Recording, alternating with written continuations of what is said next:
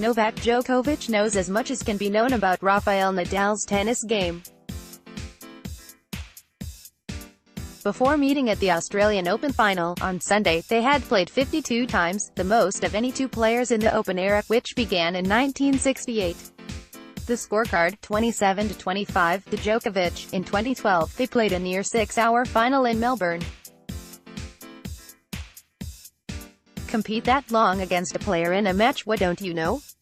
Even so, before the final, Djokovic's strategy coach, Craig O'Shaughnessy, had compiled detailed analytic data, along with film clips, for both Djokovic and his coach, Marian Vita, laying out, among other things, what shots and patterns had been working best for Djokovic, and what had been working, too, for Nadal. Of course, all that can be known is not all there is. Intangibles. Unknown unknowns. Tennis, with its individually born stresses, its undulating shifts in mood and momentum, is thick with them. Djokovic would turn out to be the omniscient narrator of the match, defeating Nadal 6-3, 6-2, 6-3. It's the fewest games that Nadal has ever earned against his rival in a Grand Slam tournament. It's the worst he has ever looked tentative, unfocused, indecisive, in a match against Djokovic. It was as if he didn't know Djokovic, had no familiarity with his shots or patterns, or expect his level of ferocity from the opening game, a Djokovic love hold. Djokovic would continue to put up love hold after hold. By the time he tidily closed out the first set, he'd lost exactly 1 point while serving. It wasn't that he was cracking 140-mile-per-hour serves. It didn't even appear that he was spotting his serve any more accurately than he normally does.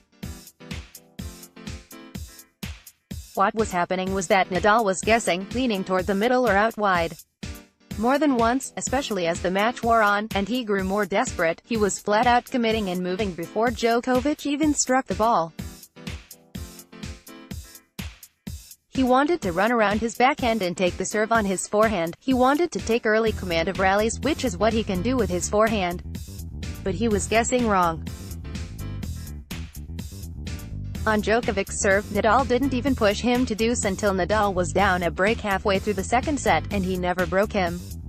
Djokovic served out the first set with another love hold. That game included two aces that Nadal stood and watched. There were certain things Nadal did know about Djokovic, of course, but could do nothing about. Players hit harder ground strokes than Djokovic does, but few hit with more consistent depth. Ball after ball off of his racket, from the forehand side and the backhand side, fell within 2 or 3 inches of the baseline. Nadal could do nothing but move back, and leave himself vulnerable to sharp-angled shots, which had him stretching and slicing rather than stepping in and blasting. And Djokovic's service returned, the best there is, forced Nadal to alter what had been working for him the past 2 weeks. He had tinkered with his service motion during his long injury layoff last fall, and arrived in Melbourne twisting less and throwing his body into the ball with a more headlong thrust. During his matches leading up to the final, the result was a serve with a little more pace, just enough, when directed at the backhand of righties, to create more free points, aces, shanks, netted balls. But Nadal avoided serving to Djokovic's backhand.